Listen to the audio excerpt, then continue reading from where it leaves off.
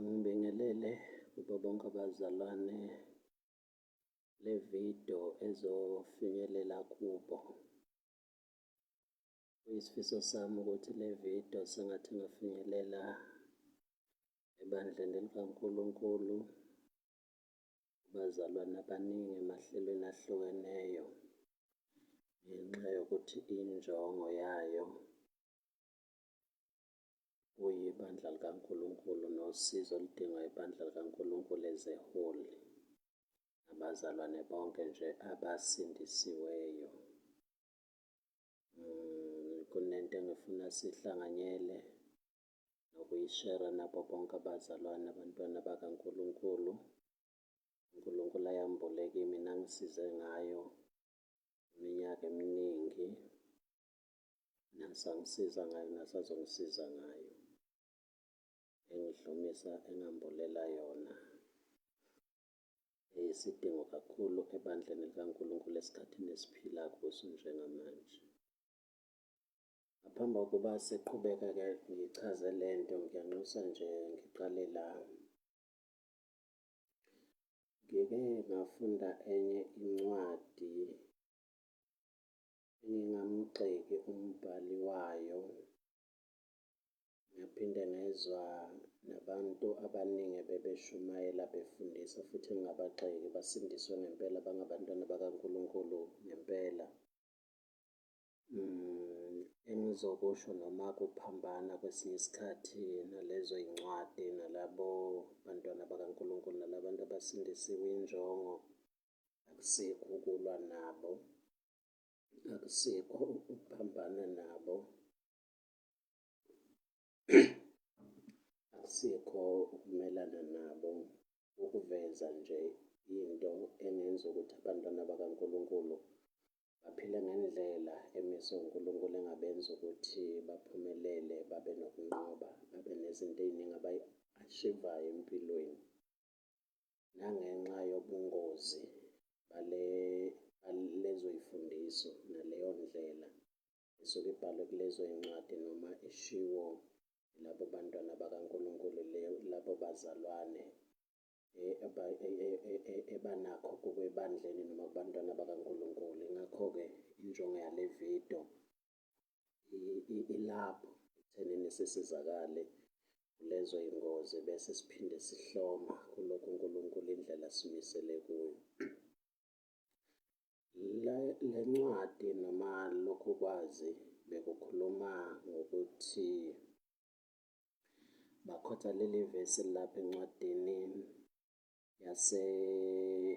Chronicles yesibili, chapter 20, elelithi akusikho ukulwa, akusikho okwenu ukulwa kulempi, bese lizothi zihleleni nibone ukusindisa kukaJehova. Okokuqala ngicela ukukuveza la ukuthi kwi-Old Testament abantu kwakuyibona njalo isizwe sikaNkulunkulu, Israyeli, uJuda, owayelwa nezimpi zakhe. Kwakuyibona ababelwa nezimpi zabo, babengalweli uNkulunkulu, ibona ababelwa, kodwa uNkulunkulu wayema ngakubo, wayebapha amandla, wayebasiza ngama-plans nangabaprofethi, abasize nangamandla ukuthi bakwazi ekulweni kwabo, bakwazi ukunqoba, kodwa kwangesibo uNkulunkulu wayebalwela, kwakuyibona wayebalwela. Babengalweli uNkulunkulu, babelwa bona ngokuhlakanipha kaNkulunkulu, ngokukholwa kaNkulunkulu, ngamandla kaNkulunkulu, bese beyanqoba ngenxa yokuthi bebelwa, beholwa uNkulunkulu, ngokuhlakanipha kaNkulunkulu, ngamandla kaNkulunkulu, ngokusiza uNkulunkulu, bese beyanqoba, but babengalweli uNkulunkulu. Kukanye kuphela la eBhayibhelini esizwa khona ukuthi uNkulunkulu wake wathi ku-Israyeli, kulempi-ke akusini enizolwa, ninokwenu nje nizobuka nibone ukusindisa kukaJehova. But kwangesiyo indlela or eyayimpilo ku-Israyeli. and kwagcina lapha siphindanga emva kwalapho sizwa uNkulunkulu etshela u-Israyeli ukuthi kule mpi ke nibhekene nayo, ngoba baba nazo izimpi ey'ningi emva kwaleyo mpi, but asiphindanga sezwa uNkulunkulu ebatshela ukuthi kule mpi enibhekene nayo anikuzukulwa, kodwa nizolelwa ubani? Nizolelwa uNkulunkulu. No, bebehlale belwa ngamandla kaNkulunkulu, ngokuhlakanipha uNkulunkulu, ngokusizwa kuNkulunkulu, behlome zonke ikhali, benze yonke into, balwe bese beyanqoba. Uma ubudlelwane babo bubuhle noNkulunkulu banqobe, but uma ubudlelwane babo noNkulunkulu ungahambi kahle, babehluleka, bahlule ngisho nezimpi or nezizwe ezincane, uyabo. And-ke kuyo u-Israyeli esingiqonda ukukuveza lokho ukuthi ku-Israyeli kwayena u-Israyeli uqobo leli vesi elalibhalwe ngenxa yakhe. Akuyiyo into eyayiyimpilo and akuyiyo into eyaphinde yenzeka emva kwalokho, uyabo. Akaze siphinde sizwe ngokuthi u-Israyeli akaze ezelwe izimpi njengoba lapha kwenzeka, ngoba lapha nakalwanga nhlobo, akenzanga lutho u-Israyeli. Izimpi uNkulunkulu wabalelwa, izimpi zalwa zodwa, izizwe ezayihlangene ukuzolwa no-Israyeli zahlangana zodwa, zabulalana zodwa, zaqedana zodwa, u-Israyeli engenzanga lutho, uyabo. Ilokho uNkulunkulu wayebatshela khona ukuthi akusikho kwabo, kodwa ngaphambili nasemumva kwalokho akuphindanga yenzeka leyo nto. U-Israyeli okwakumele ahlome, okwakumele ayi-train-e, okwakumele aye empini ethemba uNkulunkulu, ubudlelwane bakhe bubuhle noNkulunkulu ukuze abe namandla kaNkulunkulu, uNkulunkulu ame ngakuye, amhole, amsize u-Israyeli ekulweni kakhe, abese yanqoba ngokusiza uNkulunkulu. But u-Israyeli kwakumele ahlome, u-Israyeli kwakumele empini, u-Israyeli kwakumele elwe nezitha ezenjani, azahlule bese yanqoba, hhayi ukuthi uNkulunkulu kwakumele enze lokho, uyabo. Ngiqonda ukuluveza leli vesi ukuthi uma sesiza la kwi-New Testament Church, yabo, even kwakuyo u-Israyeli kwenzeka kanye, akuphindanga kwenzeka. Manje akumele la kwi-New Testament sishumayele or sifundise abantu ukuthi uNkulunkulu uyena ozobalwela noma uNkulunkulu obalwelayo. Ngoba uma usufunda iBhayibheli kwi-New Testament asikho nesodwa isithembiso sokuthi umzalwane osindisiwe or umzalwane umntwana kaNkulunkulu ulwela uNkulunkulu noma umzalwane uzolwela uNkulunkulu. And uma sesifunda iBhayibheli uzobona ukuthi kuyaphambana ngempela nalezo y'fundiso nalezo y'ncwadi, ngoba kwakuyo u-Israyeli wayebhalelwe lelo vesi kwenzeka kanye, akuphindanga kwenzeka. Kwangesiyo indlela yokuphila, kwangesiyo into ejwayelekile, kwakungesiyo into eyenzeka njalo njalo, into eyenzeka kanye kwasitopha lapho, akuphindanga kwenzeka. But uma uzofunda i-New Testament uzobona ukuthi uNkulunkulu akathembisi inhlobo ukuthi ibandla le-New Testament Church or abazalwane abangaphansi kwesivumelwano esisha or abantwana bakaNkulunkulu abasindisiwe, idalwa ezintsha, abantu abangcwele abalungileyo bazolwela uNkulunkulu. Asikho leso sithembiso, but uzobona uma sesiqhubeka ukuthi akusiyo uNkulunkulu okumele alwele ibandla, okumele elwele abazalwane, okumele elwele abantwana bakhe. Abantwana bakhe okumele bafunde, bahlome, basebenzise izikhali, balwe nesitha, banqobe, uyabo. Ngakho ngqondo ukusho ukuthi ukuveza leli vesi ukuthi akumele ngabe lisebenza kwi-New Testament Church, because akusiso isithembiso esinaso esivela kuNkulunkulu ukuthi abazalwane kaNkulunkulu akusibo kwabo ukulwa kulempi, kodwa kwabo ababuke nje bese bebona ukusindisa kaNkulunkulu. Alikho isithembiso esinjalo kwi-New Testament Church, ngoba nakwi-Old Testament asikho isithembiso esinjalo general ngokujwayelekile ku-Israyeli. Into eyenzeka nje kwakuyisithembiso sesikhathi esisodwa kwaphela lapho, but kwi-New Testament asikho general, asikho ngisho-ke esesikhathi esisodwa la uNkulunkulu ethembisa khona umuntu osindisiwe ukuthi akusikho kwakhe ukulwa empini umzalwane anayo, empini umzalwane abhekene nayo la emhlabeni. No, asikho leso sithembiso. Contrary, la khona uNkulunkulu etshela abazalwane khona ukuthi they have to fight, kumele balwe, kumele bahlome, kumele benze izinto against uSathane, njengoba usazobona nje. Yabo. Sisaqhubeka-ke sibheke la uPawulu umebhalela uTimothewu, yabo, umebhalela uTimothewu wesibili chapter 2, uzobona lapha verse 3 uthi hlanganyela nami ukuhluphekela njengebutho elihle likaKristu. Ngenkathi ebhala la uPawulu isikhathi wayebhala ngaso, wayebhala kubantu akulula ukuthi ba-understand iBhayibheli, ngoba uNkulunkulu mekhuluma nabantu ngaleso sikhathi wayesebenzisa izinto abayijwayele ngaleso sikhathi leso. Babazi ukuthi kwakuba khona amakhosi ayeba namabutho, so that azokwazi ukulwa nezitha zabo nezinye izizwe, bekwazi ukuprotect abantu babo, izinto zabo, everything yabo beyiprotecte ngani ngezimpi zabo, amabutho eholwa inkosi, yabo. Manje-ke uma uPawulu umebhalela uTimothewu noma abhalela abazalwane, kulula ukuthi understand ukuthi ukhuluma ngani, ngoba uNkulunkulu mezokhuluma into kamoya wayesebenzisa into yenyama abayaziyo uku-interpret izinto ekamoya. Manje lana ulokhuzana uPawulu ukhuluma ngesizwe-ke manje singcwele, yabo, sikaNkulunkulu, ukuthi-ke isizwe sikaNkulunkulu naso sisempini. Njengoba sisempini, impi yesizwe sikaNkulunkulu iholo bani?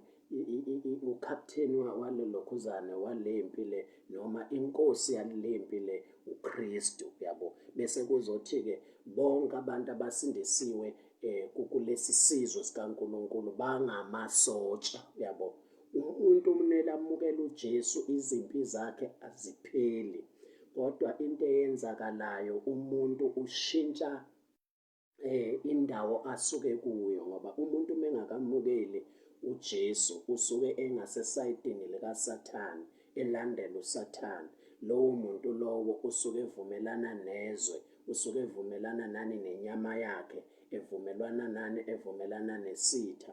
Bese kuzothi usitha esiyisitha sikaNkulunkulu uSathane, nalowo muntu usuke eyisitha sikabani? Usuke eyisitha sikaNkulunkulu. Ingakho uma ufunda kuyo la incwadi yokuqala kaTimothewu chapter 2 likhuluma ngokuthi munye uNkulunkulu, munye nomlamuleli phakathi komuntu noNkulunkulu. Uma kuthiwa munye umlamuleli, ubokwazi ukuthi khona ingxabano phakathi komuntu noNkulunkulu. Umuntu noNkulunkulu bayizitha ngenxa yesono, ngenxa yemvelo yakhe. Umuntu kumenza lento ukuthi abe yisitha, ukusho ukuthi umuntu beyisitha sikaNkulunkulu, uSathane beyisitha sikaNkulunkulu, izwe, indlela isystem yalo belisitha sikaNkulunkulu, imvelo, inyama yomuntu ibiyisitha sikaNkulunkulu, yabo.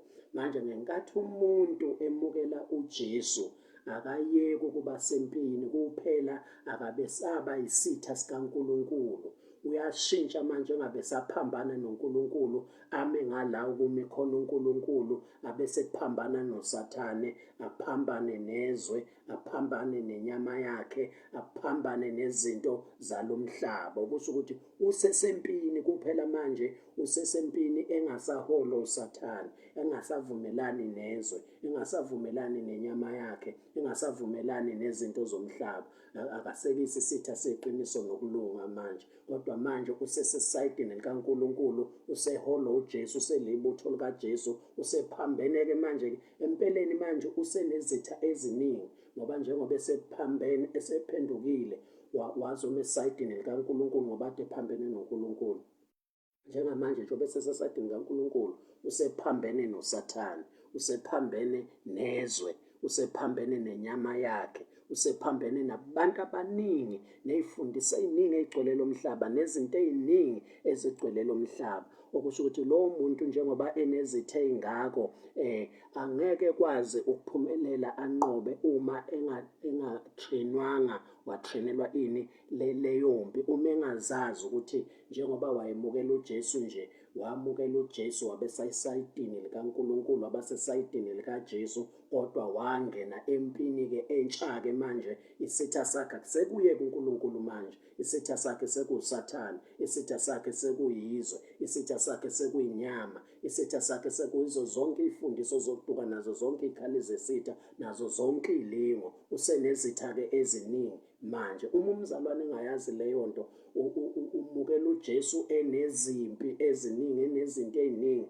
ey'ngahambi kahle, ey'tshela ukuthi uma esemukela uJesu izinto zonke zizovele zinyamalale, kunyamalale izimpi, kunyamalale izimo, kunyamalale izinto eziningi empilweni. Uma kungenzeki leyo nto aphelelwe amandla, aphelelwe yithemba, ngoba wayengatshelanga ukuthi njengoba wena ungakholwa usesayidini lesitha, uhambisana nesitha, izinto zakho zikubhedela, kodwa usesayidini lesitha, zihamba kabi sesayidini lesitha, nezipho kodwa usesayidini lesitha and uyisitha sikaNkulunkulu. Wangatshela ukuthi ngenkathi umukela uJesu njengamanje, into eyenzakalayo usesayidini likaNkulunkulu, but manje usuzoba-ke nezitha eziningi, kodwa umehluko ukuthi ngenkathi usesesayidini likaSathane ubungakwazi ukuba namandla okunqoba, but manje usuzoba nezitha ey'ningi, but igaranti ukuthi uzophila impilo yokunqoba. Inkosi ohamba nayo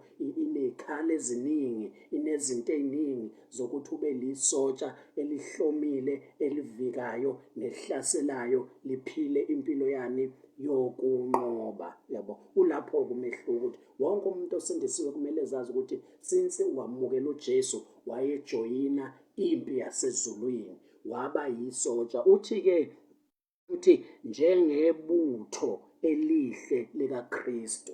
Wonke umuntu osindisiwe kumele engamukela uJesu abe libutho likabani? Abe libutho likaKristu. Bese kuzothi uverse 4 uthi akekho osempini olibala imidingo yalokhu kuphila, aze akholeke kulowo abuthwe nguye. Uyabona ukuthi umuntu osezonweni ngenkathi eshunyayelizwa izwi uyasindiswa. Ngokwenze njalo usuke buthwa, uyabona, usuke ethathwa ezokwenziwa ibutho likaKristu. Ngaleso sikhathi usuke ejoyina impi yasezulwini against uSathane, against izwe, against izinto zenyama, against izinto ey'ningi ezikulomhlaba. Yabo, ngakho uthi akekho umuntu osempini. La siqonda ukutshela ukuthi umuntu olibutho likaKristu usempini. Yabo, ngamanye amazwi siqonda ukutshela ukuthi la uTimoteyu njengebutho likaKristu usempini. Uthi akekho sempini ebesenakwa iminako. Yabo, general. Yabo, akekho umuntu owayeba sempini, kodwa uthola ukuthi unake ufocuse ey'ntweni zezwe. Funa enze njani? Uthi aze akholeke kulowo ambuthile, abuthwe nguye. Yabo, ugcina uphazamiseka. Yabo, uphazamiseka kulowo okubuthile, ungakwazi ukumlandela kahle, ungakwazi ukufulfilla imiyalo yakhe, ungakwazi ukutrainwa nguye, ungakwazi ukumlalela, uphila impilo yokunqoba, ngoba inhliziyo yakho ayikwamukela ukuba yisotsha, iphila impilo yokuyisotsha, ihlome njengesotsha, ihambe njengesotsha, ilindele izimpi ngaso sonke isikhathi, inqobe ngaso sonke isikhathi, ngoba ufocusile kulokho, ufocuse ey'ntweni zomhlaba, but wena usuwasindiswa waba yibutho likaKristu. Wangafocusa ekuthenini ube yibutho, nokuthi usempini, nokuthi wazi ngempi, nesitha sakho ungalwa kanjani naso, ungasihlasela kanjani, unganqoba kanjani, njengesotsha iziphi ikhale available, uyihloma kanjani, uyisebenzisa kanjani. Konke lokho awufocusile, awukunakile, awubhekile uKristu owumholi wakho, owukapteni wakho, inkosi yakho, oyibutho lakhe. Yabo, ufocuse emnakweni yalelizwe, ey'ntweni zalomhlaba. Funa ukholeke, uphazamiseke, ungamukeleki kulo muntu, umjabhise lo muntu wakubutha. Yabo, ungakwazi ukumanelisa njengesotsha, ube yisotsha alibuthile nalimisela ukuthi lifeze into zonke, but lingayifezi zonke lezo zinto lezo. Yabo, ingakho-ke ngithi-ke umuntu ma emukela uJesu uba sempini, uba lisotsha likaKristu elisempini. Yabo, akamukeli uJesu bese avele ethi izinto zami sezi-right, sekuphelile, senginjani, angisalwi. 2, umuntu umemukela uJesu, akamukela uJesu bese ethi izinto sezanele, mina ngizolelwa uNkulunkulu. Alikho ivesi elinjalo elithi uNkulunkulu uyasilwela. Umuze umuntu efakaza noma eshumayela noma efundisa ukuthi uNkulunkulu uyasilwela, alikho ivesi elinjalo. Ngisho kwi-Old Testament uNkulunkulu abantu bengabalweli, uNkulunkulu abantu bebasizwa, ibone bebelwa, ibone bebehloma, ibone benqoba besizwa uNkulunkulu. Kwi-New Testament abantu abasindisiwe abalwayo, abahlomayo, abalwayo, abalwele uNkulunkulu. Awunele usindiso bese uhlala uthi wena uzolela uNkulunkulu. Izimpi zakho ziyaqhubeka zinjalo for 20 years, 40 years, uzudlule emhlabeni kunezimpi ezimile ezinganqotshiwe ngoba awuhlomi, awulwi, ulindele wena ukuthi uzolwela uNkulunkulu. Ulindele ukuthi wena uzohlala nje bese ubuka uNkulunkulu enjani akulwela. Awulwele uNkulunkulu. Uma isitha sakho ungalwi naso sihlale sinjalo sigcakacela, ingabe emshadweni wakho, ingabe kubantwana bakho, ingaba sempilweni yakho, zonke iy'nhlaselo ezikuhlaselayo zifike zishaye ngoba wena uhlomile, awuviki, futhi izimpi zakho ayinqotshwa ngoba uhlomile, awuhlaseli, zihlale zinjalo. Impilo yakho ihlala injalo, izimo zakho ziba wesi, uhlala ulindile, kodwa ukunqoba akufiki ngoba akufiki automatically ungalwi, futhi awulele uNkulunkulu, yabo. Enye into futhi engifuna siyazi ileyo ukuthi ukulwa impi kamoya akukiso isiphiwo umzalwane abanaso abesekwazi ukulwela abanye abantu, njengoba banesiphiwo sokuphulukisa abagulayo, isiphiwo sokulokhuza, sokufundisa, esokushumayela, esokuhumusha, imiphiwo nje ezahlukeneyo. No, akunjalo, akusiso isiphiwo ukuba yisotsha or into wonke umuntu osindisiwe owenziwe wayiyo, wayesenikwa imiyalo kumele ayigcine, ayilalele ukuze ebenjani, yisotsha. Akalwelwa uNkulunkulu, akalwelwa abanye abazalwane. Abazalwane bangamjoyina ukumlwisa lempi abhekene nayo, yabo. Akusinto kumele umzalwane ayitshele ukuthi kumele alwele uNkulunkulu, walwela umfundisi wakhe, walwela wonke umzalwane ulisotsha. Ingakho umsebenzi wabefundisi ukutrain abazalwane njengamasotsha, bebahlomisa izikhali, bebakhulise, so that izimpi ezithile bekwazi ukuyilwela beyinqobele bona, because umfundisi ngisho angakusiza kwezinye izinto ngokwey'phiwa nazo, but akusizo zonke izinto in life ezipersonali ongakwazi ukungenelela kulwele kuzo wena. Kumele ukhule ukwazi ukudila nazo lezo zinto uzahlule, yabo. Ngakho ngiqonda ukusho ukuthi uNkulunkulu akasilweli, umzalwane okumele akhule, ahlome, alwe, anqobe, yabo. Uma ufunda incwadi yabase-Efesu chapter 6, uzobona laphana. Uma ufunda incwadi yabase-Efesu chapter 6, uqale nje lapha kuvesi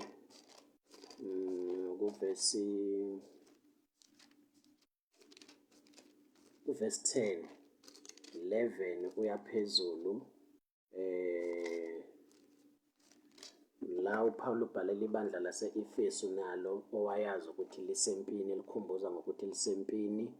Njengamasotsha kumele balwe ngoba akusiwo uNkulunkulu ozobalwela, akusibo abaphathi babo abazobalwela. Bona kumele balwe ukuze izimo zabo zishintshe, ukuze inkinga zabo zixazuluke, ukuze into zabo engahambi kahle ihambe kahle, ukuze amadimoni agcakacayo abopheke, enze njani, abaleke, yabo. Konke lokho kusaqonda ukusikhonfirmela ukuthi akusiwo uNkulunkulu okumele lwele laba abantu base-Efesu, yibona okumele balwe, yabo.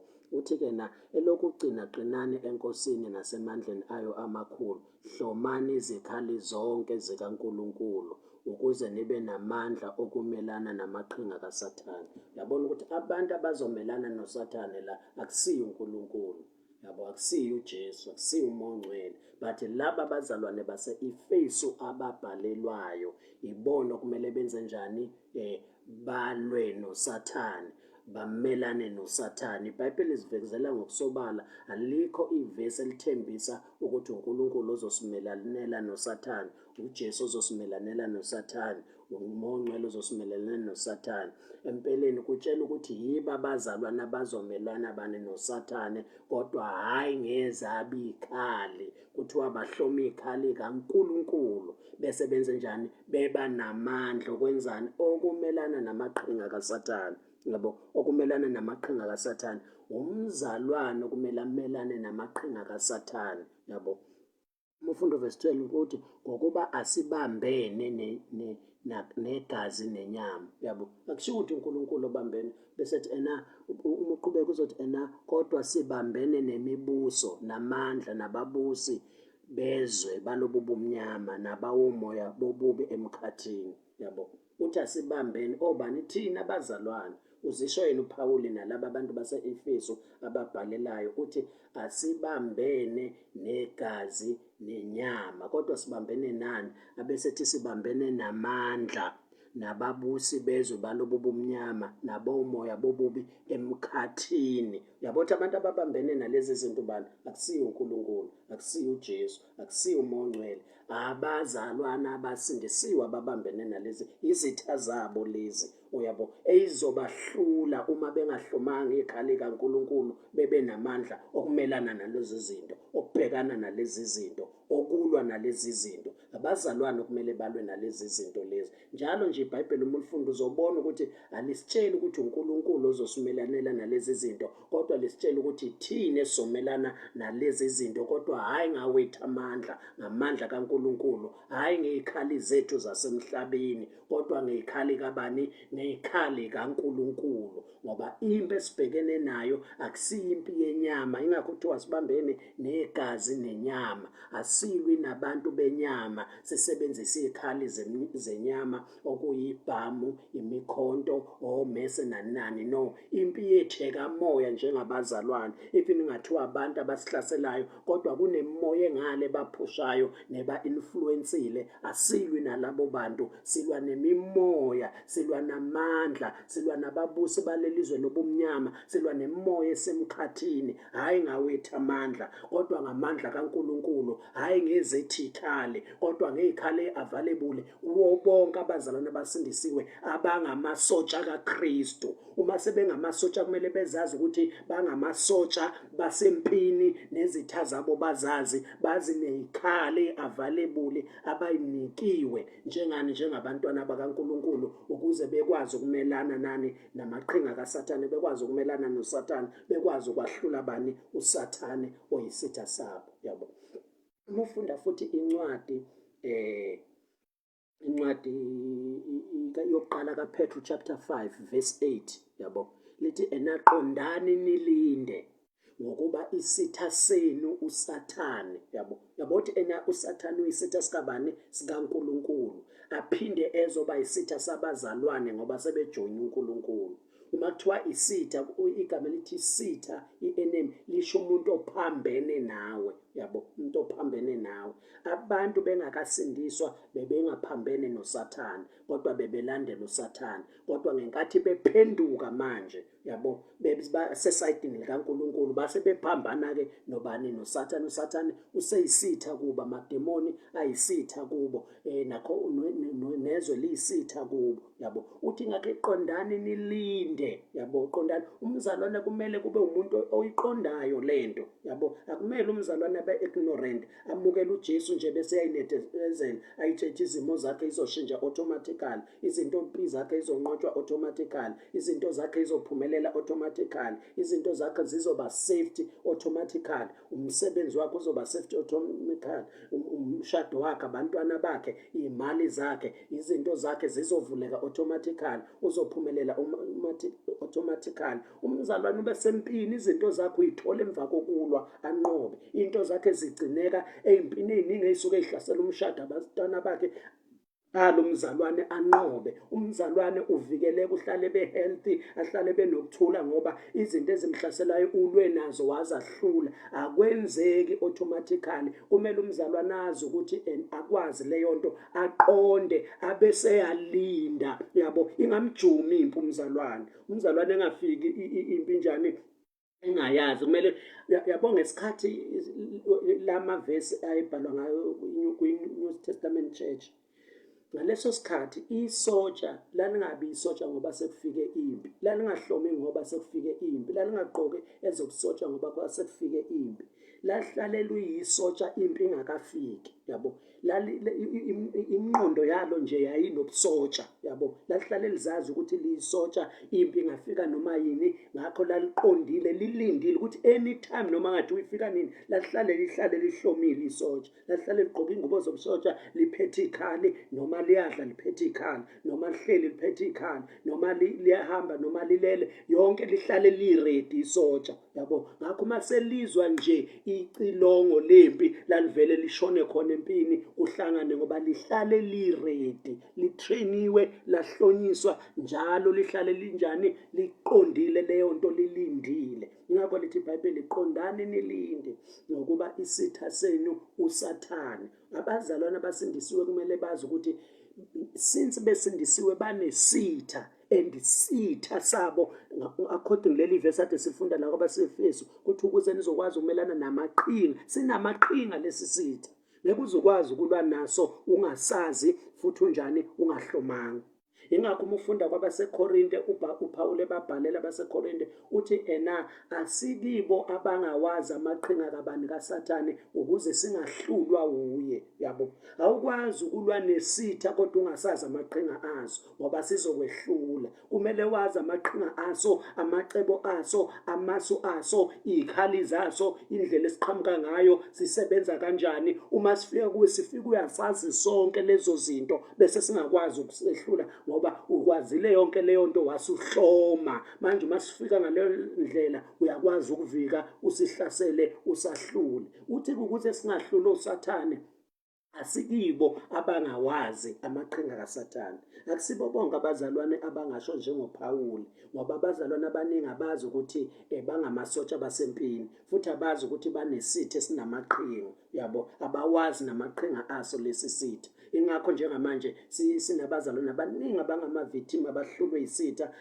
abanye baze bafa ngisho emzimbeni, abanye njengamanje baba weak, abanye njengamanje izimo zabo into zabo ibalahlekela, abanye into zabo ayishintshanga, abanye sebephelelwa amandla, nomlilo ucishile nesibane sicishile, bayaqhubeka ngoba bamthanda uNkulunkulu, but impilo yabo ayihambi kahle, abasavuthi, bacishwe yizimpi bebengayihlomelanga, nezimpi bebeyitshela ukuthi akusibo bekumele belwe, bekumele belelwe uNkulunkulu, nezimpi bebefundiswe ngenye indlela yokuthi bona kumele balwele uNkulunkulu, yabo. Bathi uma usufunda ivesi uzoyibona lento ukuthi akusibo abazalwana balelwe uNkulunkulu, abantu abazalwana balwayo ngamandla kaNkulunkulu, nekhali kaNkulunkulu, njengoba kade sibona kwabase-Efesu, yabo. Bese kuzothi laphana-ke encwadini kaPetru uma uqhubeka kuchapter 5 verse 8 no verse 9, 10, kusathiwa melanani naye, ubani? uSathane. Bese lithi niqinile kukholweni, bese nazi ukuthi zona lezo inhlupheko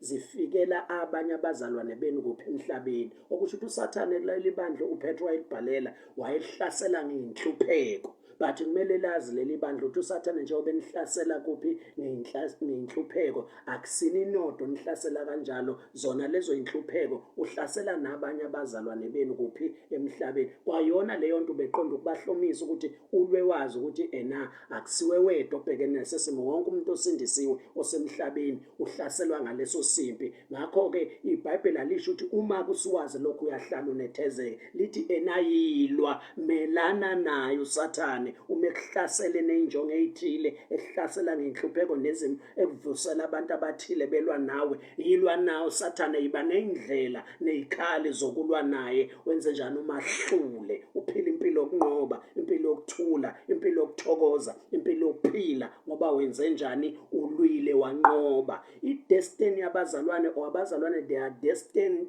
to overcome. I-destiny yabo, i-potential yabo lapho leyo ukuthi benze njani? Benqobe. Bonke abazalwane abake basindiswa bawa bene-destiny yokunqoba, bedestinwe ukunqoba, benamikhali available zokunqoba, benamandla abanganqoba ngawo, kodwa ngenxa yokuthi bebengazi, ngenxa yokuthi bebengahlomile, ngenxa yokuthi bebengancikile kulamandla, bebengawazi bowasebenzise, bahluleka. Abahlulekanga ngenxa yokuthi amandla nekhali bengekho, bahluleke ngenxa yokuthi ngendlela bebefunda befundiswe ngayo, beyitshela ukuthi uNkulunkulu ozabalwela, beyitshela ukuthi akusibona okumele balwe, bahluleke ngenxa yokuthi bebengalwi, bebengahlomile, bebengasazi isitha sabo, bebengawazi amaqhinga esitha sabo, bebengazazi ikhali zabo nokuthi zingozi kangakanani, bebengawazi amandla ngakubo. Ingakho uma behlaselwa kwatholakala ukuthi labo bazalwane bayahluleka. Ngakho bonke nje abazalwane abahlulekile bahluleke bengakwazi ukunqoba, ngoba bekuyidestiny yawo wonke umzalwane ukuthi enze njani, anqobe. Ngoba ukunqoba kukaJesu esiphambanweni wayenqobela thina, kodwa wayengasinqobeli ukuthi senze njani singabe sisalwa, kodwa wayesinqobela ukuba sisindiswe, sibe ngamasotsha, sibe izinto ekaNkulunkulu zibe available kithina, noma sibe kwiposition yokwazi ukuthi sinqobe, siyokwazi ukwehlula isitha. Yabo, ukunqoba kaJesu kusinika ilungelo namagunya namandla nezikhali, yabo, okwazi ukulwa nezitha zethu sinqobe. Ingakho singena ezimpini uma kuukuthi sesinolwazi ngempela, singena thina sesazi ukuthi sinqobile singakalwi, ngoba siyazi ukuthi ukunqoba kaJesu usibeka kwenye iposition, kusinika ezinye izikhali, kusinika amanye amandla. Lezi zikhali uma ufunda lapha encwadini kaPetru uqala uchapter 10 lithi ngokuba noma sisenyameni izikhali zethu akusizo ezenyama. Yabo umethi sisenyameni usho ukuthi sisela emzimbeni, but izikhali zethu akusizo njengoba kade ngisho ezenyama, like imkhonto, isibhamu, inkemba, induku nanani. No, akusizo ezethu izikhali, sisenyameni, kodwa thina silwi ngani? Ngokwenyama, njengoba abanye abantu basemhlabeni belwe. But abantu abasindisiwe basenyameni kodwa balwi ngokwenyama, ngoba nezitha zabo akusizo lezi zenyama, ezikamoya, nezikhali zabo ezikamoya. Abesethi uma eqhubeka athi izikhali zethu kodwa ngaye uNkulunkulu zinamandla okwenzani? Number 1, ukubhidliza inqaba, ukuchitha izizindlo, ukubhidliza inqaba, sichithiza izindlo, sichithe nakho konke okumelana nokumazi ubani? uNkulunkulu. Bese kuthi number 4, onke amacebo siwathumbele ekulaleleni ubani? uKristu. Yabo, uma uthi uyayibuka zonke lezi zinto ayibalayo lo, ukuthi ukubhidliza inqaba, ukuchitha izindlo, nakho konke okumelana nokumazi uNkulunkulu, ukhuluma ngokumelana nokumazi uNkulunkulu, into eyongqondo lezo. Izindlo into yenhliziyo nengqondo leyo, idlinzo zenhliziyo, imicabango. Yabo, ukhuluma ngengqondo la, ukuthi isitha sethu uma sisebenza sicibikishela ingqondo. Uma ufunda amanye amavesi uzobona ukuthi ulimi okubhalwe ngalo lesiGreki belibhala njengomuntu, lifanekisa uSathane njengomuntu osuke eshaya into. Yabo, oshaya into eqinileyo, kodwa lokho eshaya endaweni eyodwa ngethemba lokuthi ngoba ngilokho engishayile endaweni eyodwa, lento le iyozithambe, iyozibhidlike. Lenza njalo-ke isitha. Isitha siqhamuka namacebo, siqhamuka nezizindlo, siqhamuka nelokhuzane nemicabango ethile, ukuthi uyicabanga igcina iphenduka le micabango ibe zinqaba kuwe. Ucabange ngabantu abakwenze kabi, abantu abakuphathe kabi, lento iziyakhele kuwe ibe inqaba yedubu. Yabo, ucabange ngabantu abakwenze, abakukhulumile kuwe, lento ihlale kuwe, uzube ne-low self esteem. Yabo, ibe inqaba nje kuwe lento, ibisicontrola ngoba isiphenduke lo mdlinzo abantu bebekusho kuwe waba inqaba. uSathane ucibishelwe ngaleyo mcabango ukuze la kuwe ngaphakathi kwakheka inqaba. uSathane azi ukuthi useneyinqaba angacasha ngazo namademoni abanamalungelo ngazo, into zakho zivuze, into yakho ibe weak, ngoba ziningi inqaba esezakheke ngeyindlinzo eyicibishelwa kuwe lapha. Yabo, but lezi zikhali zethu zinamandla ngoNkulunkulu ukuthi zibhidlize lezo zinqaba esezakhela kithi, noma ngabe kuthiwa amagqubu, noma ngathiwa ukuzenyeza, noma ngathiwa ukwesaba, noma ngathiwa inqaba yokungabaza, noma ngathiwa inqaba yokungakholwa, noma ngabe kuthiwa inqaba yokubuka negative, noma ngathiwa ifundiso zokweduka esezahlala iminyaka lakithi, noma ngathiwa iluphu ulwazi, noma ngathiwa ukuphi ukuqonda, noma ngathiwa iziphi izinto esezakhela la empilweni empilweni yomzalwane. Uma sesisebenzisa lezi khali njengoba zibaliwe lapha uzobona encwadini yase-Efeso lezi khali lezo inqaba ziyaphidlika. Lolo lwazi lokweduka liyaphidliza. Lawo ma-understanding nalawo ma-philosophy nalawo ma-theory ayaphidlika. Lawo maqhuba ayaphidlika. Lokho kuzenyeza kuyaphidlika. Ubone umuntu aqala enhlizweni yakhe abe nokuthula, abe nenhliziyo ethethelelayo. Zonke lezi zinto abeyibambile inhliziyo yakhe ibophile, iqinile, kuyijele, unamasheni abophile, kuqashuke konke. Umuntu abe free enhlizweni, umuntu abe nokuthula enhlizweni, umuntu inhliziyo yakhe iphuphume amanzi okuphila, abe nentokozo, abe nokujabula, abe nokumamatheka, abe nokuhleka umzalwane, ngoba uphila impilo yokunqoba ngenxa yokuthi usehlome ikhali. Umeselwe isebenzisa lezi khali, inqaba zenze njani? Ziyaphidlika. Idlizi usathana amcibishela ngazo la emqondweni uyayichitha, yabo. Ngakho umzalwane wonke umzalwane uyahlaselwa, wonke, yabo, wonke umzalwane.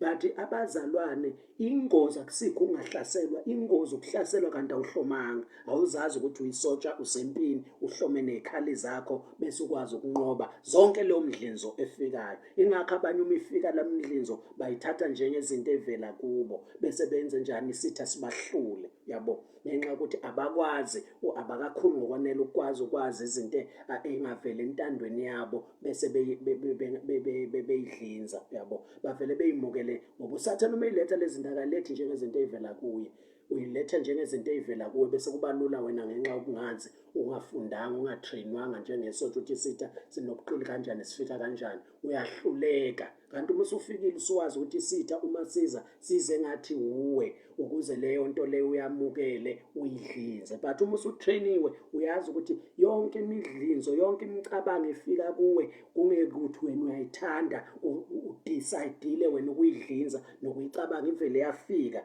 lo mcabango, uyazi ukuthi ayiveli kuwe, ukunalokho awuyidlinzi, uyayikhahlela, yabo. Abanye baze bebhala ukuthi angeke ukwazi ukuvimba inyoni ukuthi izohlala ekhanda lakho, but ungakwazi ukuyivimba inyoni ukuthi yenze njani, ingakho isidleke lapha ekhanda. Angeke uvimbe usathane ukuthi angacibisheli ngeyidlinzo, zizofika lezo idlinzo naleyo mcabango, but ungakwazi ukumvimba ukuthi usathane leyo mdlinzo uyidlinze wena bese ize yakhela kuwe ibe zinqaba. Akufakele imidlinzo yobufebe noma mhlasimpe yey'nkanuko, uyamukele uyidlinze bese yakha inqaba la kwengaphakathi. Noma usuyihlambulula noma unjani uzothi lento iyaqhubeka, isidinga impikamoya-ke nezikhali zokuphidliza lezo y'nqaba esizakheke enhlizweni yakho ngenxa yezidlinzo oyivumelile ukwenze njani, ukuzicabanga. Kanti umuntu ohlomile nowaziyo zithi ifika ingakakhi inqaba enhlizweni avele ayichithe ngaso leso sikhathi, aqhubeke ehambe endleleni yakhe, yabo, ehambe victorious, ehambe ekhululekile, ehambe enokuthula, enentokozo, enamandla, yabo. That is the reason abazalwane kumele bazi lento ukuthi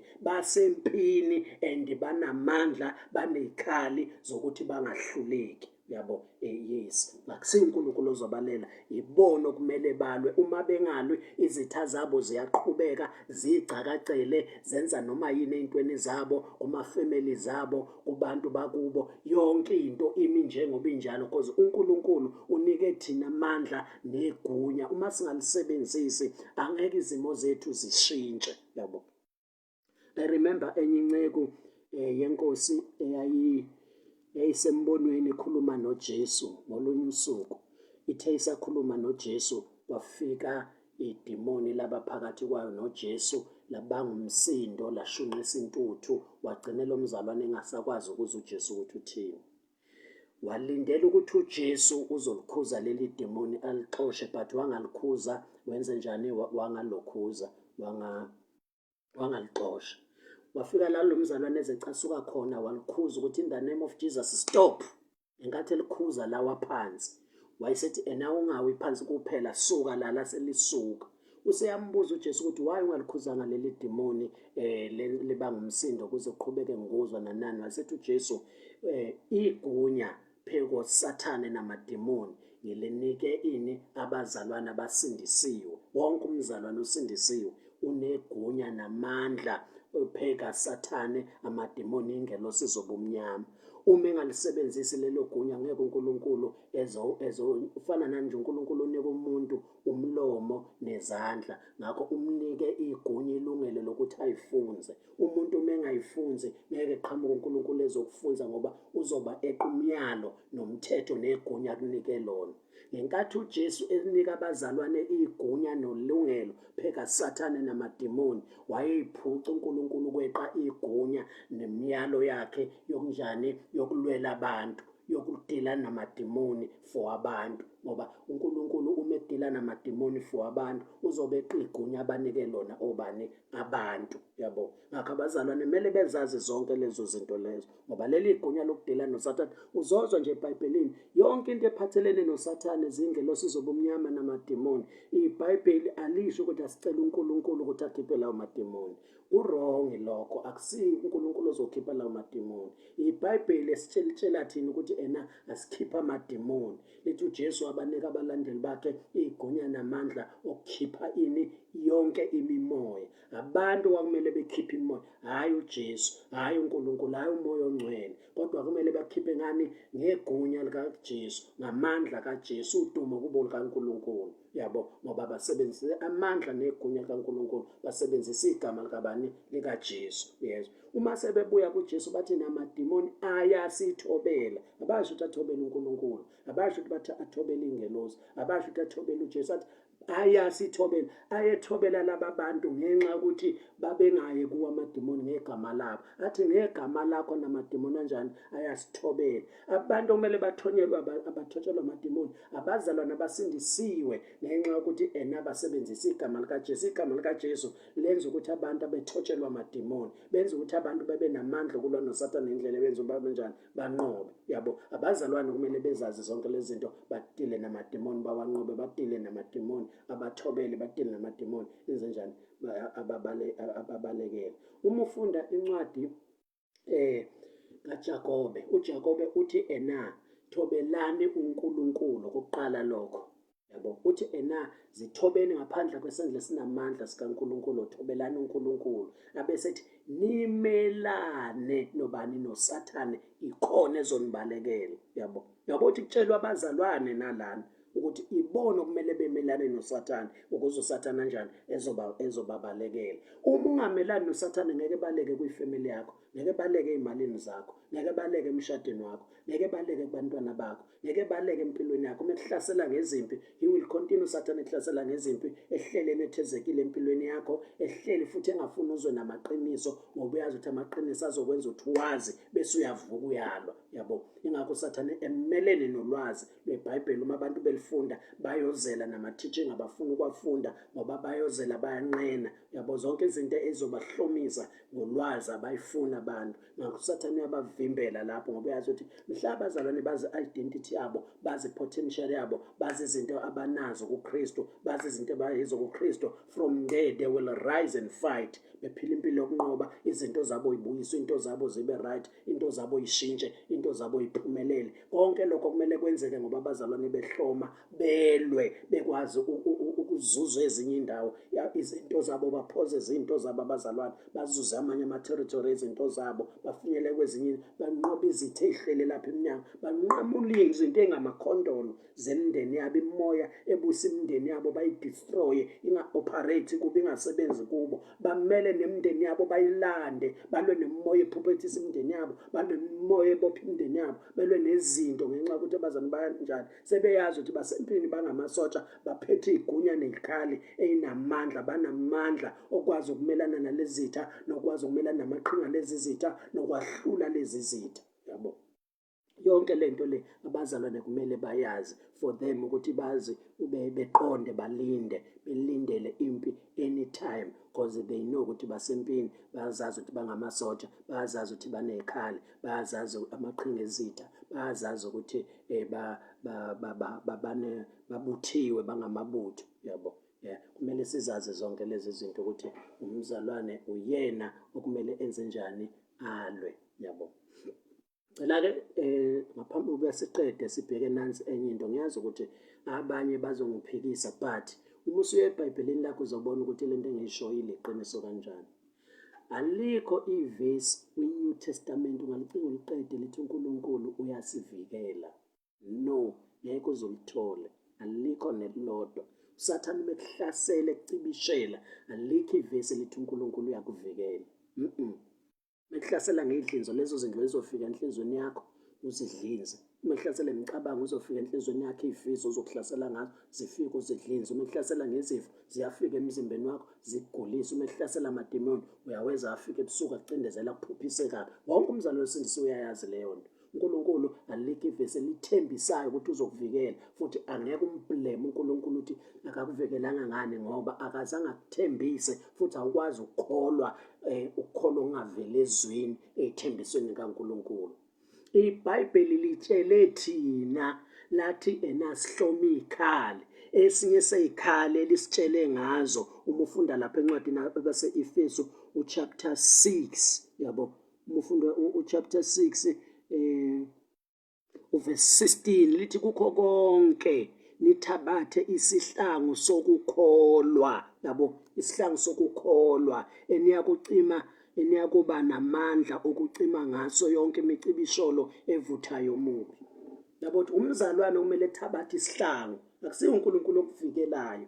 Wena okumele uthabathe isihlangu sokukholwa, bese wena mzalwane uba namandla okwenza njani, ukuvika, ucime yonke imicibisholo isithe esicibishela ngayo, esikuphosa ngayo. Ayicisho uNkulunkulu, icisho uwe nesihlangu sokukholwa. Ngenkathi usithabatha lesi sihlangu, lithi iBhayibheli uba namandla okucima, yabo. Ngakho yonke imicibisholo efika kuwe ikudestroy ungayicimanga, akumele ublame uNkulunkulu, ngoba akusiyo uNkulunkulu okuthembisile ukuthi uzokuvikela akucishele leyo mcibisholo. uNkulunkulu okwakhe ukunike izikhali, okwakhe ukusithabatha lesi sihlangu sokukholwa, bese ngaso uSathane cibishela ukuthi uzophila kanjani, ezama ukusitshela ukwesaba ukuthi izimo zakho ngeke yishintshe. Wena uyalazi izwi likaNkulunkulu, bese uncika kulo izwi likaNkulunkulu ukuthi uyalaya Sathane, uNkulunkulu ushilo wathi ezweni lakhe. Uyabona, uyacima lento uSathane azama ukukutshela nekulethela ukwesaba, bese uyicima ngani? Ngokukholwa okusezwini likaNkulunkulu.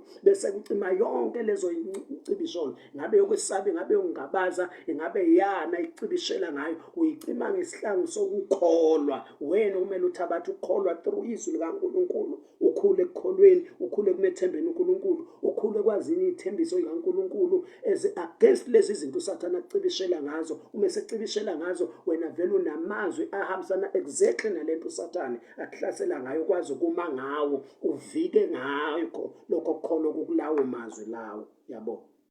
Ngakho wena umzalwane ovikayo, umzalwane ophethe isihlangu, asiphathele uNkulunkulu, asiphathele uJesu, awusiphathele isotsha nesotsha liphatha isihlangu malisempini.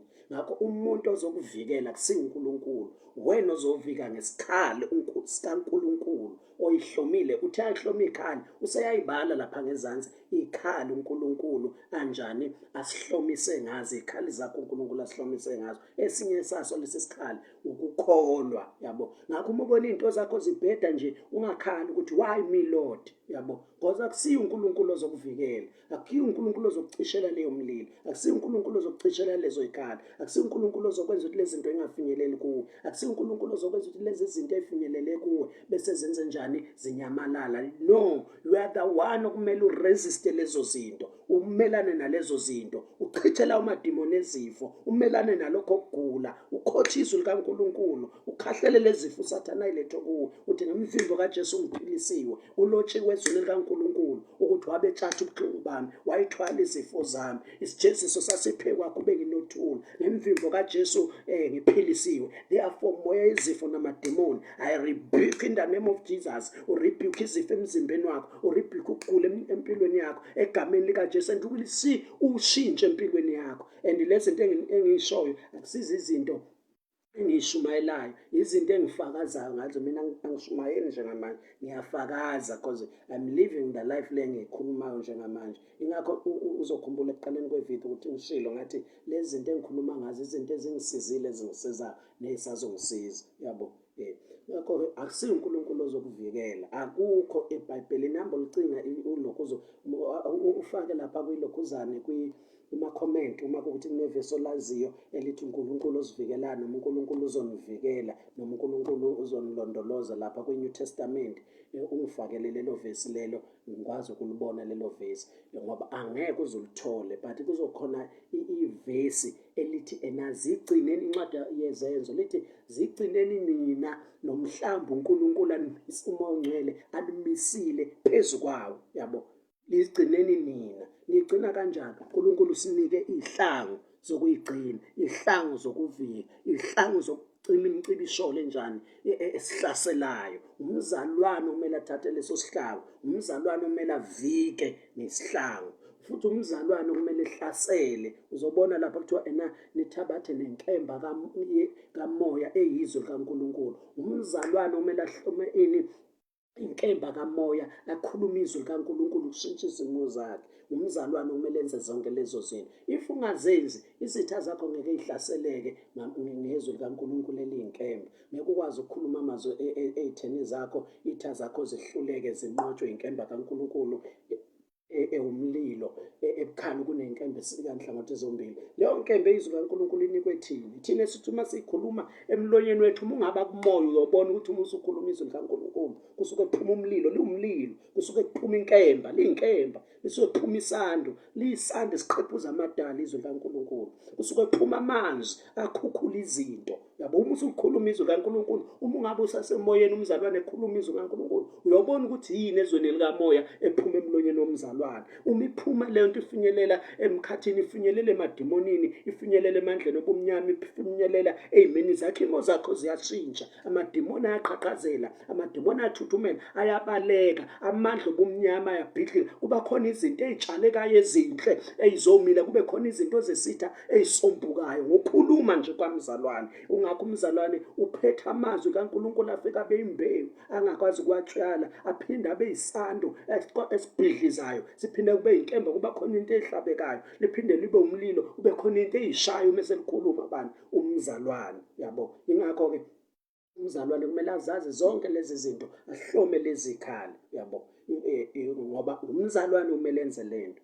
Uma ufunda futhi incwadi kaMathewu chapter 18, uzobona futhi lapho ukuthi uJesu uthi ngininika iy'khiye zombuso wezulu, abesethi enikubophe emhlabeni oboshwa nasezulwini, enikukhulula emhlabeni kokhululwa kuphi nasezulwini.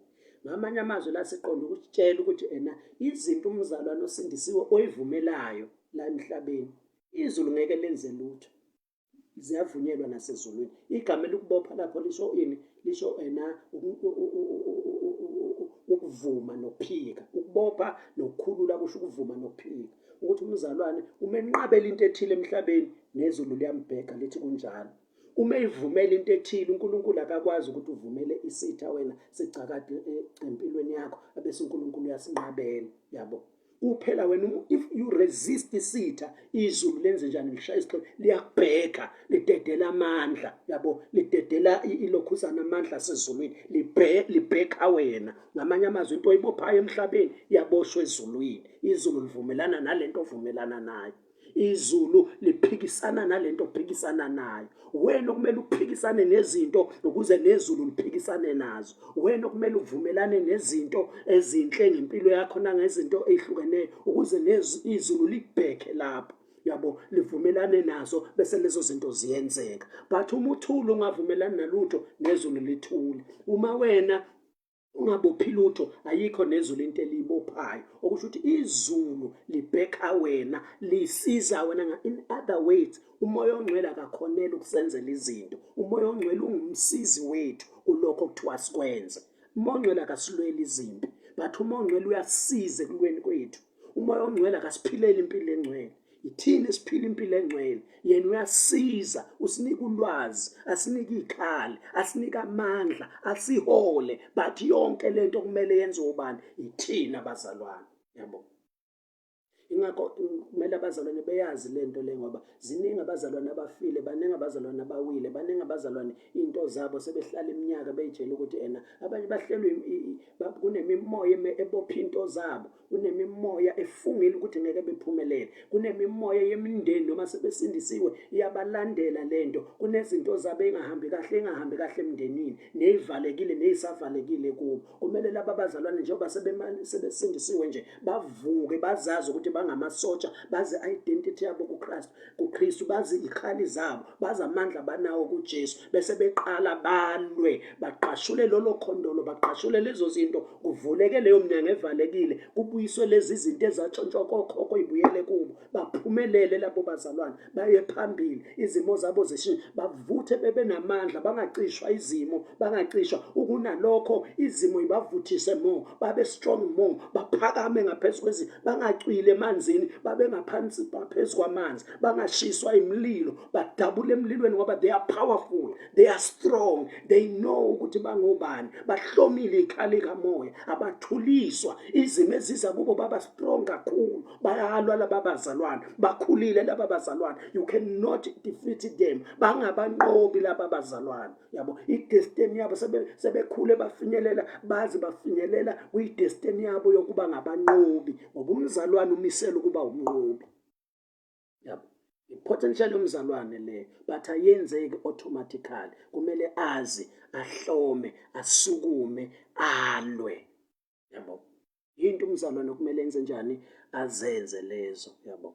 Ngisacela ukufakazela zonke lezi zinto sengiyavala ekade ngizisho. Ngicela sibuke incwadi yesambulo chapter 3 verse 21. Leli verse likhuluma ngokuthi onqobayo ngiyakumnika ukuba ahlale nami kuphi, esihlalweni sami njengoba lokho mina nganqoba ngahlala kwesikababa, yabo. Uyabona ukuthi la siqonda ukutshela ukuthi ukunqoba kaJesu akusho ukuthi thina ngeke sisalwa sinqobe, but la siqonda ukutshela ukuthi njengoba uJesu walwa wanqoba wahlala esitulweni sikababa, ulindele ukuthi abantu balwe banqobe ukuze nabo bahlale kwesikaJesu. Akungayitshela ukuthi ukunqoba kaJesu esiphambanweni kwenza ukuthi ungabe usaba sempini, kukwenza ukuthi ungabe usalwa, kwenza ukuthi ungabe usanqoba, yabo. Ngakho wonke umzalwane kumele alazi leli verse ukuthi ukunqoba kaJesu kumenza ukuthi umzalwane asindiswe, abe kuyiposition yamandla negunya nezikhali zokulwa, enze njani, anqobe ngenxa umsebenzi owenze njani, wenze uJesu esiphambanweni. Umsebenzi oJesu esiphambanweni awukwenza ukuthi ungabe sempini ungalwe, kodwa ukwenza ukuthi ube sempini but ube ukuyiposition e-right, unamandla right, nezikhali ezi-right, uphile impilo yani yokunqoba ngoba uJesu wanqoba. Lokho kwakunika ilungelo namandla ukuthi uphile impilo yokunqoba umusulwa nawe. Uma ufunda futhi incwadi yesambulo chapter 2 verse 7 lithi onqobayo uyakudla emthini wokuphila, ngiyakumnika ukuthi adle kuphi, emthini wokuphila. Iy'thembiso zabazalwane laba emhlabeni abasempini kodwa bazaziyo ukuthi bangamasotsha, bahlome ikhali, balwa banqoba, kuney'thembiso zabo labo bazalwane ukuthi they fight emhlabeni, benze njani, banqoba. Njengoba benqobile-ke uthi uJesu, labo bazalwane bathe sebesindisiwe, bazazi ukuthi bangamasotsha, bahlome ikhali, balwa, banqoba. Uthi number 1 ngiyakubenza ukuthi labo bazalwane bahlale esitulweni sami njengoba nami nganqoba ngahlala kwesikababa. Uthi ngiyakumnika ukuthi abe nelungelo lani emthini wokuphila. Uma ufunda incwadi yesambulo chapter 2 verse 11 uthi onqobayo ngiyakumenza ukuthi angoniwa ukufa kwesibili. Isithembiso somuntu osindisiwe lo, obesempini la emhlabeni, kodwa lo mzalwane walwa nezitha zakhe, walwa nezimo zakhe, walwa namandla obumnyama, walwa nemimoya, walwa namaqhinga kaSathane, walwa nezilingo, walwa nenhlupheko, waphila impilo yokunqoba lo mzalwane lo, yabo. Lo mzalwane-ke uthi-ke ngeke oniwe ukufa kwesibili.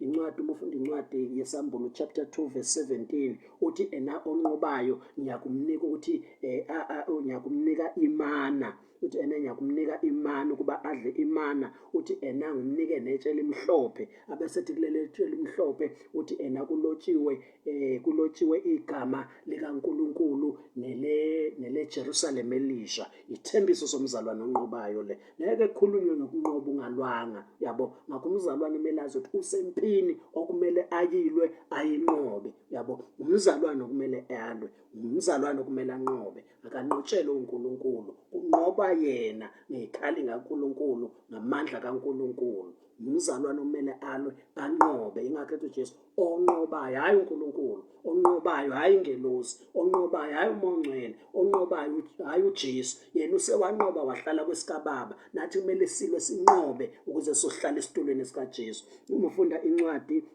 Isambulo chapter 3 verse 5 uyakhuluma ngokuthi onqobayo uyakugqokiswa ingubo emhlophe, athi kulotshiwe negama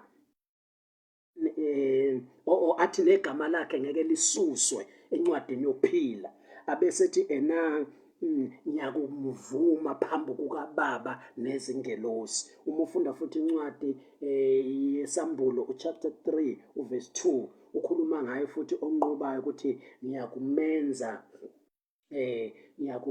ukuthi abe yinsika, yabo. Uthi ngiyakumenza ukuthi abe yinsika.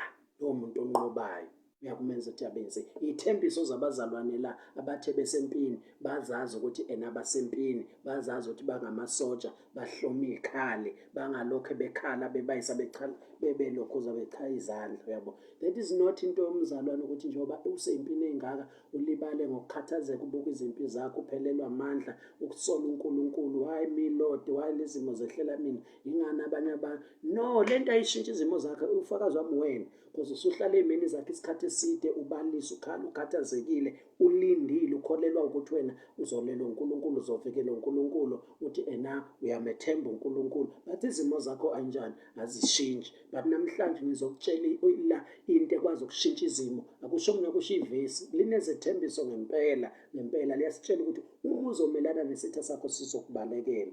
That is the promise of God esingashintshi. Ngempela uma usuqalela umenaso uzobona. Uthi uJesu nginika igunya lokunyathela ofezela nenyoka, naphezu kwa wonke amandla esitha. Wonke umzalwane osindisiwe unalo leli gunya lokunyathela ofezela nenyoka. Ofezela nenyoka laphana ilokhuzana umfanekiso oqonda ukukhuluma ngamademoni kanye nemoya engcolile ney'ngelosi zonke zobumnyama. Zisymbolizwa njengofezela nenyoka lawo mademoni, leyo mimoya. Kuthiwa kumzalwane unegunya lokubanyathela labo fezela nenyoka. Nathiwa naphekwawo onke, bebela, na wonke amandla. Umzalwane osindisiwe unamandla phekwa wonke amandla esitha, ukunyathela phekwa wonke amandla esitha. Bese kuthiwa ayikho into yokumlimaza, yabo. Kodwa lento ayenzeki automatically. Umzalwane kumele alazi leli gunya, alikholwe leli gunya, ale-exercise leli gunya phekwa amandla esitha, akhulume into zakhe ishintshe, akhulume, abophe imimoya ibopheke, abophe izinto ibopheke, akhuze imimoya esebenza ey'ntweni zakhe, emndenini wakhe, kuma-family members akhe, kubantwana bakhe, emsebenzini wakhe, ey'malini zakhe, emzimbeni wakhe, kumfazi wakhe, kumyeni wakho. Khuza leyo nto leyo. Ngenkathi uyikhuza ngegunya, ukholwa, yonke into oyisho ngomlomo uyayinika, iyenzeka, yabo.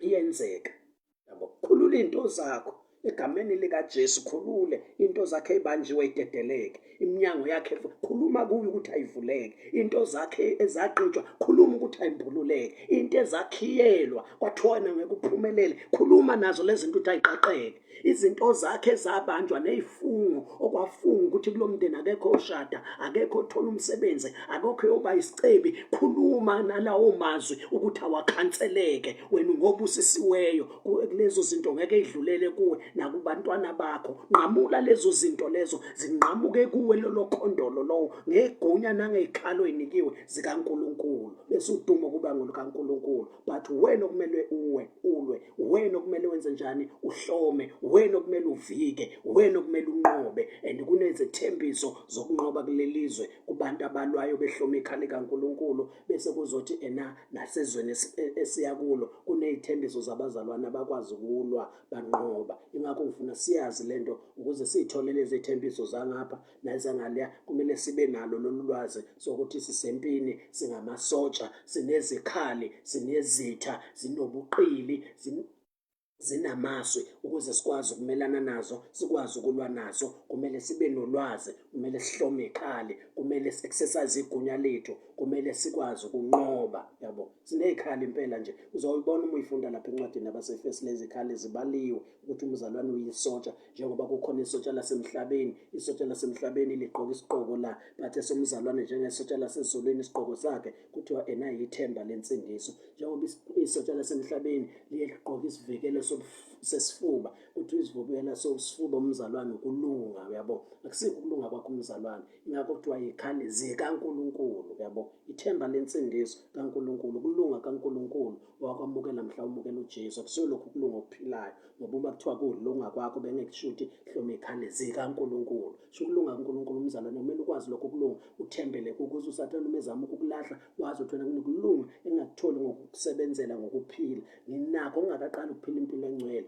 noma wenza amaphutha uhlanjwa kulawo maphutha akho, uhlanjwe kuleyo mpilo yakho, but hhayi ekulungeni kaNkulunkulu okusemoyeni wakho. Ingakho uma uzothola nje kaningi uma kukhulunywa abazalwane kuzokhulunywa ngabantu abangcwele, ngabantu abalungileyo abaseKorinte. But uma uthola banamaphutha, akukhulunywa ngempilo yabo engcwele, kukhulunywa ngokulunga abakwamukela mhla bemukela uJesu. Kumele lokho kulunga ukwazi kube isivukelo sesifuba kuwe, usathane engakwazi ukuyicakacela. Noma ubhekene nawo, usathane ungabhekeni, uthembele impilo yakho engcwele, ngoba uzobona amaphutha kuyo, ngoba angeke iphelele ngokuphelele ukuthi ungama ngayo leyo mpilo kuNkulunkulu nakusathane. Kumele uthembele kulokhu kulunga kaNkulunkulu nakho emoyeni, ukuze ukwazi usathane ukuthi engakukhombi into ethile, ngoba lokho kulunga akunaphutha. But le mpilo yakho engcwele kumele uyiphile, inokusilalela okuthile, inamaphutha athile leyo mpilo, okumele udane ukuwela eyephela nalawo maphutha. Kumele uhlomele leso sivikelo sesifuba, bese kuzothi ukwazi ukufaka ibhande leqiniso, ube umzalwane oneqiniso. Yabo, ukuze into zakho ingahambi ihingeka, ungabe umzalwane onamanga, ngoba amanga uhambe amanga empeleni ayakhulula kwezinye izinto but ayakubopha emoyeni. Yabo, ayakuphunyula kwezinye izinto but ayakubopha emoyeni, avula intuba emoyeni. Ube umzalwane ohlukane namanga, ukhuluma iqiniso kuphela, okusho ukuthi into zakho njengamanje ayingeke ihambe ihigeka nomaphi. Umusulwa ulokuza nekubanjwa amanga owaqambile, ube ukhalo lwakho uboshiwe ngeqiniso, iy'nyawo zakho zigqokiswe ivangeli lokulungela ukushumayela ivangeli likaKristu. Ube umzalwane okhuluma izwi, umzalwane ofakazayo, umzalwane o-ready for ukufakaza, ukukhuluma ngezwi likaNkulunkulu. Lokho kwenza ukuthi unqobe, kwenza ukuthi ubiyeleke. Yabo, uvikeleke. Kuyambiyela umuntu ofakazayo, noma kuthiwa usemsebenzini nakephi, uma ufakaza ukuthi umntwana kaNkulunkulu, kuyakubiyela. Uma uredi ukufakaza kuyakubiyela lokho. Bese lizothi uthabathe isihlangu sokukholwa, bese wenze njani? Bese uthabathe inkemba kamoya izwi likaNkulunkulu, ikhali zonke lezi zomzalwane. And lapho kwabaseKorinte bokuqala chapter 10 lithi lezi khali zinamandla ngoNkulunkulu, zenza izinto ey'ningi. Uma usuyihlomula usuyisebenzisa, uyabona nezinto umnyango yakhe eminingi ezovuleka, nezinto zakhe ey'ningi ey'zonqotshwa, nezimpi zakhe ey'ningi ey'zoqhubeka zibe khona. But uthole ukuthi ukwazi ukuyithwala, ukwazi ukujabula, uhleke, ube mnandi. But ubuzwa abantu beyibuza ukuthi usibanibani, izimo zakhe sibona ukuthi ziyabheda, izimo zakhe zinzima, but simbona u-right nje, simbona akabanjiwe i-stress, simbona nje akakhubezekanga, akhubazwa i-stress, simbona nje akaguli nje. But kwezimo zonke ey'ngaka abanazo izinto ey'thile kodwa sibathola nje bamnandi, bajabule, kanti abazi ukuthi ngayikhali kaNkulunkulu wena unamandla. We are fighting, you don't want ukubuswa into ethile, ukukhontrolwa into ethile. Awubhekile izimo zakho wena, ubheka inkosi uJesu, ngakho unamandla. We are living a victorious life, impilo yokuthula neyentokozo neyempumelelo. That is the reason umzalwane kumele zazi lento, ukuze asukume umzalwane ahlome, ngoba izinto zakho zizoshintsha uma usulwa, zizokubalekela izithu uma usumelana nazo, zizonqotshwa izimpi zakho, ngoba usuwenze njani? Usulwa wayinqoba. La uhluleka khona uphinde wenze njani? Uyoyitraina, ukhule, bese ukuthi lento ekwahlula izolo ingabe isakwahlula namhlanje. Because kuyenzeka umuntu uma esempini ngenxa yamaphutha nokunganaki nobuqili bezitha, uze ukuthi hayi cha, kule game ngishayekile. Yabo, kusuke ngashayekanga uNkulunkulu, kusuke ngahlulekanga uNkulunkulu. Usuke wena unayo i-potential yokunqoba, but ngenxa ye-level nangesizathu esithile uze ukuthi ingenile uhambe uyozelapha, uma uze ukuthi no into umuntu ayenzile ngiyeza ukuthi lesi sikhali sishayile impela, inhliziyo yadabuka and ngiyeza ifuna ukwakhela, uhambe uyomthethelela, uhambe emva kwalokho wenze njani, ubhidlize nalenqaba, ubeke eceleni ukuthi umuntu utheni kuwe, bese uqhubeka wazi ukuthi nawe ushintshe u-right phekwa zonke into ey'khulunywe ngawe, bese uphila impilo yani yokunqoba, yabo. Ngakho ngiqonde ngawo wonke la mazwi ukuveza ukuthi umzalwane uma esindiswa ujoyina impi yasezulwini, uba lisotsha lasezulwini, kuney'khali available okumele ayihlome, kunesitho okumele amelane nazo, kunesitho okumele alwe nazo asihlule, kunezinto okumele aziguqule, kunezinto okumele ay'bopheke nasezulwini, ay'khulule ey'khulweni nasezulwini, kunezinto okumele ay'cibishele ukuze y'destroywe, zichithwe, y'bhidlizwe, kunezinto okumele ay'khulume ukuze y'tshaleke, zakheke, abese ziphumelele empilweni yakhe kusasa. Uma engakwenzi lokho, umzalwane uyogcina eblame uNkulunkulu, eblame banomona ngabanye abazalwane abaphumelelayo, agcina umzalwane ey'buza aphelelwa amandla, agcina omunye efa before time, omunye agcine ebulawa izinto bekumele engambulala ngoba ey'vumelile ngokungazi ey'jethe ey'vela kuNkulunkulu, omunye agcine mhlasimpe ewa nasekukholweni ngenxa uy'tshela ukuthi bekushisa uNkulunkulu engamsizi, kanti uNkulunkulu bemsizile wamnika zonke izinto yena obengazi ukuthi uyisotsha, wathatha lezo zinto walwa. Ngakho konke lokho ngicela ukuthi abazalwane bazi ukuthi basempini yasezulwini, bayimpi yasezulwini, bangamasotsha individuals, ulibutho likaJesu, unekhalo onikwe zona, unamandla ngomoya ongcwele, you can do it, you can fight and overcome. Ungakwazi ukucibishela uphumelele, ungakwazi ukuvika zonke lezi zinto ezihlaselayo. Wena kumele ube nezinto ey'gcwele la emqondweni wakho, akumele ube ugcwale izinto la enhlizweni yakho. Njengoba uney'nkinga engakanani, kumele ingakusindi lezo zinto, because awubhekile kuzo, awufokasile kuzo, awuy'thwele lezo zinto lezo, uthemba uNkulunkulu, uphila impilo yethemba, uphila impilo yamandla, uphila impilo yentokozo. Mhlasimpe uyangibona njengami mina la, akunabo abantu abaningi but ngahlangabezana nezimo eziningi, family members egula but bengikwazi ukubathwala, umfazi egula ngoba bekwazi ukuthwala, abantwana bebhene nezimo, iy'nswelo izinto eziningi, but kanti uyangibona njengamanje ukuthi impilo yami akusisi isiphiwo lezo, ulwazi noku-acta upon lolo lwazi, nokuhloma nokulwa, yabo. Impilo yami imnandi, impilo yami ijabule, ubufakazi lokho, yabo, ubufakazi lokho. Impilo yami imnandi ijabule, kumnandi empilweni, anginaso nesodwa isifo, anginemoya ngisho sengisindisiwe yobungoma, ingidala izifo ey'ningi, ingidala ingithomenta nezifo nokugula, even sengisindisiwe ngilindele ngicela uNkulunkulu ukuthi angikhiphe yona, anginqobele yona, but uNkulunkulu engayenzi leyo nto until ngize ngifunde ukuthi God is not going to deliver me, is not going ukukhipha le moya, ayenzi uNkulunkulu leyo nto. uNkulunkulu unike mina amagunya, wanika mina amandla, wathi angikhiphe imimoya, angilwe nemimoya, angiresiste imimoya. Leyo moya ke yangikhubaza, ngihlale eGoli, singezansi sami sonke sangasebenza, ngikhubazekile, kwasebenza isingenhla kuphela, sonke kungekho ngisho imizwa, ngingakwazi ngisho ukunyakaza singezansi sonke, kodwa ngakwazi ukuthi egameni likaJesu sengivukile, ngaziqale ngazama ukuhamba ngenhla, ngathatha inyawo ngayibeka phansi, ngasukuma ngey'nyawo ngezandla, ngizama ngayoshaya kodongeni ngoba sasiluzi sonke isingezansi. Uma ngisuka lapho ngakhuluma nemimoya engikhubazile, ngathi egameni likaJesu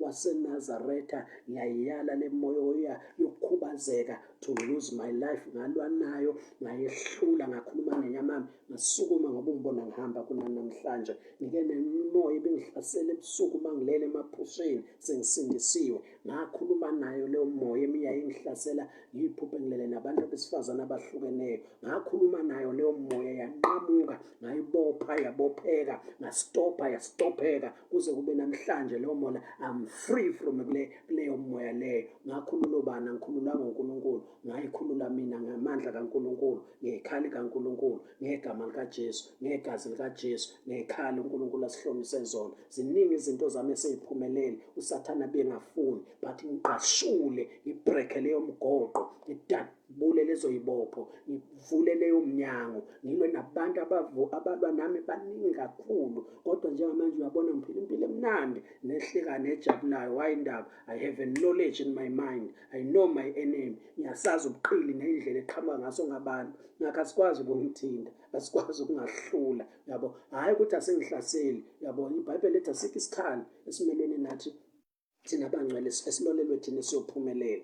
Alisho ukuthi nalezo ikhali ngeke ilolo, lithi asikho esiloliwe siyophumelela. Ngakho ikhali lizololo and lizocibishelwa. Uma seyifikile kithi icibishele siyayicisha. Uma seyifikile zethi zicibishelwa ayiphumeleli, siyalwa, sinqoba lezo ikhali, sinqoba lezo ilingo, sinqoba noma usathane esiqhamuka ngabantu, sinqoba noma usathane sesikhulunywa kabi, sesihletshiwe, sakhulunywa igama lethu lalokhuza loniwa, asibone sivuka usathane sidumisa. Yabo abantu bekhulumile ngize ngithi mina uma sengisidelela isitha abantu ngibatshela ukuthi abantu abangikhuluma kabi nabangigxekayo nabangikhuluma kabi ngami, uma kuzobasiza nje leyo nto kubanika isinkwa ku-right, but mina ngivuka ngijabule, ngivuka ngimi usathana amangala ukuthi yini kanti esizoyenza kumzamo, because sisebenzise zonke ikhali. Kodwa simbone ekuseni uma sivuka ungizwe sengivuka sengihlabelela sengidumisa ngephimbo lami elingalihlanga, kodwa uma sengidumisa ngalo ngibonga uNkulunkulu ukuthi muhle, mkhulu, izimo zibe ibheda, amademoni aphela amandla, amademoni abe confuse, amademoni ahlakazeke, amademoni anqotshwe. Yini indaba?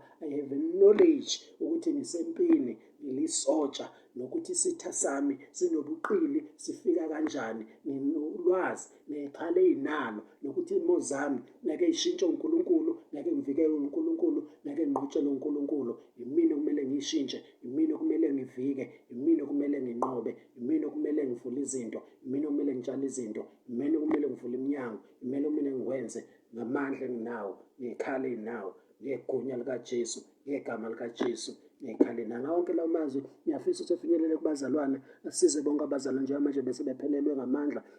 Umuzwa ukuthi impi isikubambe kakhulu ukuthi usungayelwi wedwa, thole nabanye abazalwane abazokulisa bakujoyine kulempi abangamabutho kanye nawe, nilwe ninqobe, uvuseleleke, ube namandla, bese uba ngaphezu kwezimo, uqhubeke uhlome uphile a victorious life kuze kube sekubuyeni kaJesu. In Jesus name, amen.